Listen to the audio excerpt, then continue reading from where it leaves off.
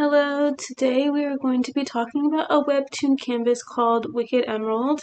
Wicked Emerald is about a guy who finds an emerald ring and the ring is super suspicious. It sends him these violent visions of his friend kicking the bucket, and so he decides to utilize the ring's powers to protect his friend, keep him around as long as possible.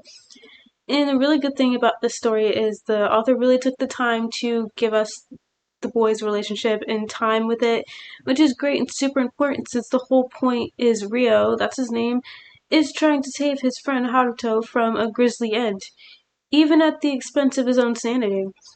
That is the unfortunate side of their relationship. As we go through the story and learn more about their childhood, Rio is constantly having to save or take care of Haruto from bullies, from assassinations, and because that's been his life's purpose, he's determined to love Haruto pretty much. He says it actually. It's like he's determined to take care of him. And I'm not sure if he's even capable of acknowledging that mental burden. He has his own family trauma that's been mentioned, but we don't get to learn about it in detail. I'm assuming it'll get brought up in later. And since Haruto has been abandoned and mistreated his whole life, there's no way Rio would allow himself to feed into any type of negativity or resentment towards him. But imagine being constantly worried about another child while you're still a child. Luckily, when they're older, Haruto is able to be more independent, and they even have a job together. They have two jobs, actually, a coffee shop, and as warriors. Dang overachievers.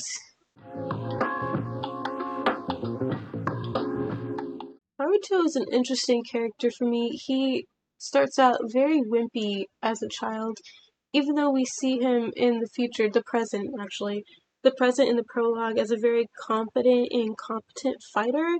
And I'm really curious how old he is and how they both trained for this job because he talks about being a warrior later on when we're in the past and he writes about it, but we hadn't seen them fight yet at that point. So I thought maybe they were in training still, and that's what the bar job was for, and then they graduated, and now they're going to go out on assignment. And so during battle, Rio says Haruto did great on his first try setting up the shield. So I was like, does that mean they've never gone on assignment before, or has he just never set up the shield before? Because they went out there pretty confident for someone who's never been on assignment before. And Haruto fights with like no sense of self-preservation, so that's also the sign of somebody who's very green at this. And if this is his first fight, how cruel of the company or the establishment to send two babies out there to fight that monster alone.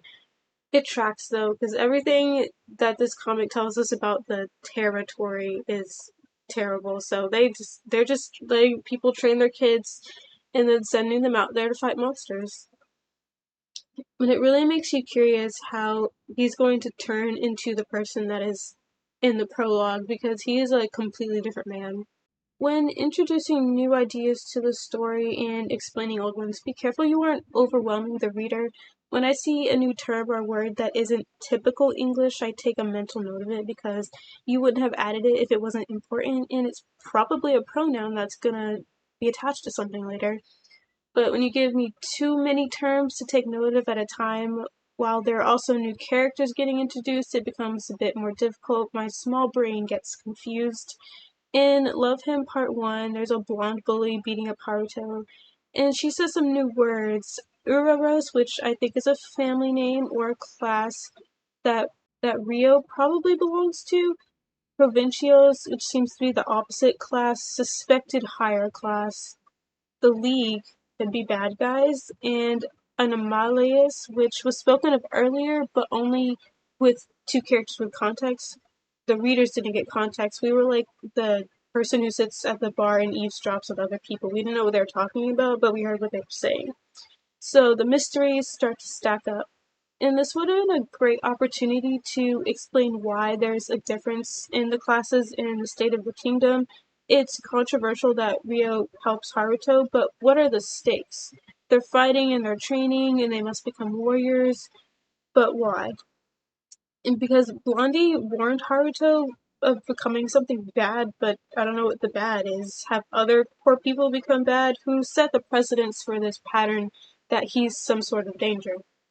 And there was some great imagery here showing the desperation of people in a broken society. So Don't be afraid to give out information. Feed us with the occasional crumbs of world building, because in the end, we're reading to get the answer to the big question of, is Rio going to let go and abandon Haruto, or will he figure out how to save him?